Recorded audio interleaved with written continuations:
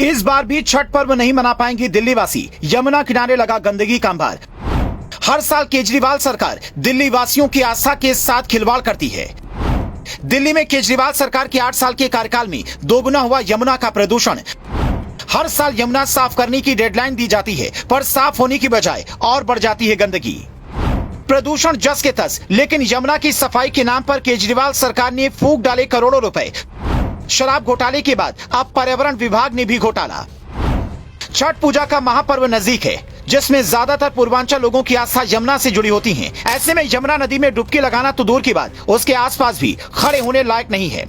गंदगी का अंबार लगा है। केजरीवाल सरकार हर साल बड़े बड़े दावे करती है। यमुना की साफ सफाई को लेकर कागजों में करोड़ों रुपए खर्च कर दिए जाते हैं, लेकिन जमीनी हकीकत ठीक उससे उल्टी होती है। केजरीवाल सरकार वोट लेने के टाइम पर बड़े बड़े वादे करती है। इस बार तो यमुना बिल्कुल साफ हो जाएगी। केजरीवाल सरकार के 8 साल बीत जाने के बाद भी यमुना की हालत जस की तस है। अब तो केजरीवाल धर्म और आस्था के साथ भी खिलवाड़ कर रही हैं। हर साल यमुना में जल प्रदूषण और अमोनिया की मात्रा बढ़ जाने की वजह से प्रशासनिक अधिकारियों द्वारा यमुना में छठ पूजा की अनुमति नहीं दी जाती है।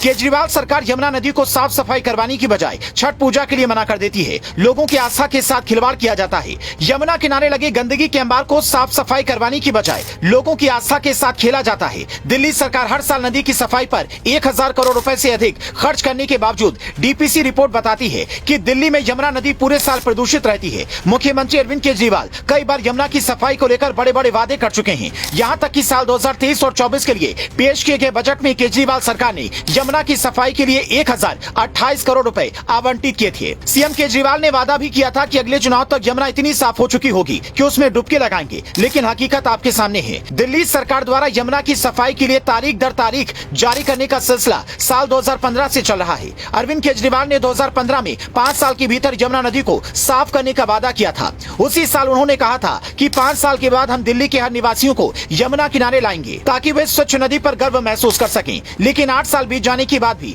यमुना की हालत बस से बदतर हो गई है। रिपोर्ट्स के मुताबिक दिल्ली के वजीराबाद से लेकर ओखला के बीच का हिस्सा ही यमुना को 76% तक प्रदूषित कर देता है, लेकिन केजरीवाल सरकार इसे लेकर गंभीर नहीं है। यमुना को लेकर वादे तो बड़े बड़े किए जाते हैं, लेकिन हकीकत ठीक उससे उल्टी होती है। पिछले 8 सालों से दिल्ली में यमुना नदी दोगुनी प्रदूषित हो गई है। केजरीवाल सरकार हर साल इसे साफ करने की डेडलाइन देती है, लेकिन होता कुछ नहीं है।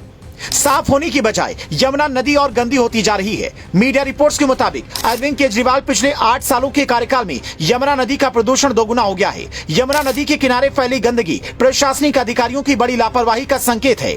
सरकार द्वारा हर साल डेडलाइन तय की जाती है, लाखों करोड़ों रुपए साफ सफाई के नाम पर खर्च कर दिए जाते हैं। उसके बाद भी यमुना की सफाई जस की तस बनी हुई है। यमुना जल प्रदूषण के कई मायनों में यमुना किनारे फैली गंदगी भी एक मुख्य वजह है, लेकिन अधिकारियों की तरफ से इस पर कोई ध्यान नहीं दिया जा रहा है। केजरीवाल सरकार हाथ पर हाथ धरे बैठी है।